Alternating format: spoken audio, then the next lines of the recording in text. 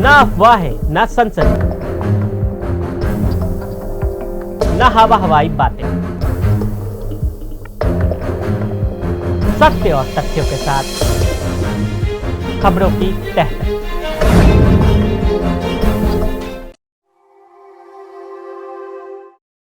नमस्कार, मैं हूं अभिनय आकाश और आप देखना शुरू कर चुके हैं प्रवाह साक्षी का स्पेशल शो तह तक। ये देश किसका है? आप झट से कहेंगे सबका है। हिंदू, मुस्लिम, सिख, ईसाई, यहीं पर थोड़ा ठहरिए।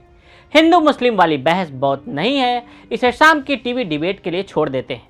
इससे पहले वाली गुत्थी को समझना ज़्यादा जरूरी है।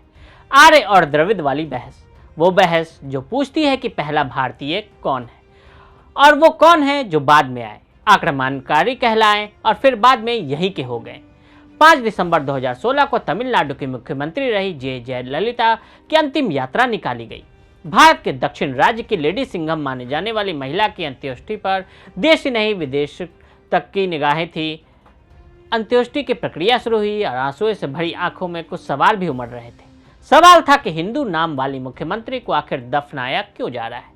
आपको बता दें कि जे जयललिता की जब अंत्येष्टि हुई तो उन्हें दफनाया गया और फिर उनकी समाधि बना दी गई। ठीक यही दोहराव 2 साल बाद भी देखने को मिला। जयललिता के सबसे बड़े राजनीतिक विरोधी रहे एम करुणानिधि के निधन के बाद उनका भी दाह संस्कार नहीं हुआ, बल्कि उन्हें भी दफनाया गया। आप सोच रहे होंगे कि यह क्या माजरा है। इसके पीछे की वजह है जयललिता और करुणानिधि का द्रविड़ मूवमेंट से जुड़ा होना। द्रविड़ आंदोलन हिंदू धर्म की किसी ब्राह्मणवादी परंपरा और संस्कृति या रिवाज को नहीं मानते हैं। जे जयललिता एक द्रविड़ पार्टी की प्रमुख थी, जिसकी नींव ही ब्राह्मणवाद का विरोध करके पड़ी थी। ब्राह्मणवाद के इस दौर के विरोध के प्रतीक के तौर पर द्रविड़ आंदोलन से जुड़े लोग दाह संस्कार के बजाय दफनाने की रीति अपनाते हैं। द्रविड़ आंदोलन की ये रीति इस बात की झलक देने के लिए काफी है कि उसका सनातन परंपरा से 36 का आंकड़ा रहा है। उदयनिधि कौन से द्रविड़ मॉडल की बात कर रहे हैं? तमिलनाडु के मुख्यमंत्री एम.के. स्टालिन के बेटे उदयनिधि सनातन धर्म पर अपनी टिप्पणी के बाद विवादों में है। उन्होंने इसकी तुलना डेंगू और मलेरिया जैसी बीमारियों से की और इसके उन्मूलन की मांग की।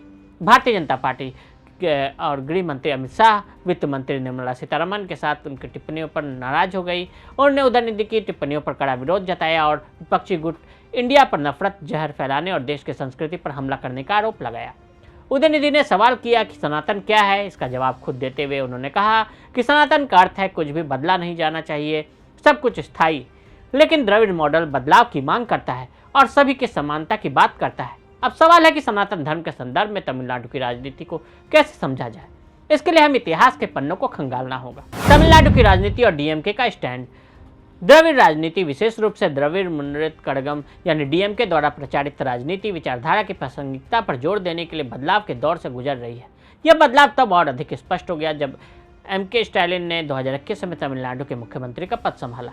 ये पुनः ब्रांडेड द्रविड़ राजनीतिक विचारधारा अपने पिछले संस्करण की तुलना में काउंटी की एकता और अखंडता के लिए और भी अधिक हानिकारक है।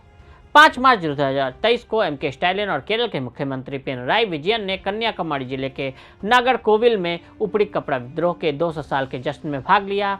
वीसीके नामक चरमपंथी राजनीतिक संगठनों के नेता और एक सांसद थिरुमलवन भी बैठक में उपस्थित रहे। इन नेताओं ने अपने भाषण में सनातन धर्म को एक बुरी शक्ति और भारतीय समाज में सभी प्रकार की बुराइयों के पीछे एकमात्र कारण बताने की कोशिश की। इसे एक क्रूर विचारधारा के रूप में दर्शाया गया, जिसका उपयोग आज भी सामाजिक राजनीतिक आधिपत्य और उत्पीड़न स्थापित करने के लिए एक उपकरण के रूप में किया जाता है। अतः इन नेताओं की राय में सनातन धर्म की किसी भी कीमत पर परास्त करना होगा। अगर आप भी लेना चाहते हैं देश दुनिया की तमाम जानकारी तो आज ही सब्सक्राइब करें हमारे चैनल को। साथ ही नीचे दिए बेल आइकन को जरूर दबाएं ताकि हर अपडेट आप तक पहुंच सके।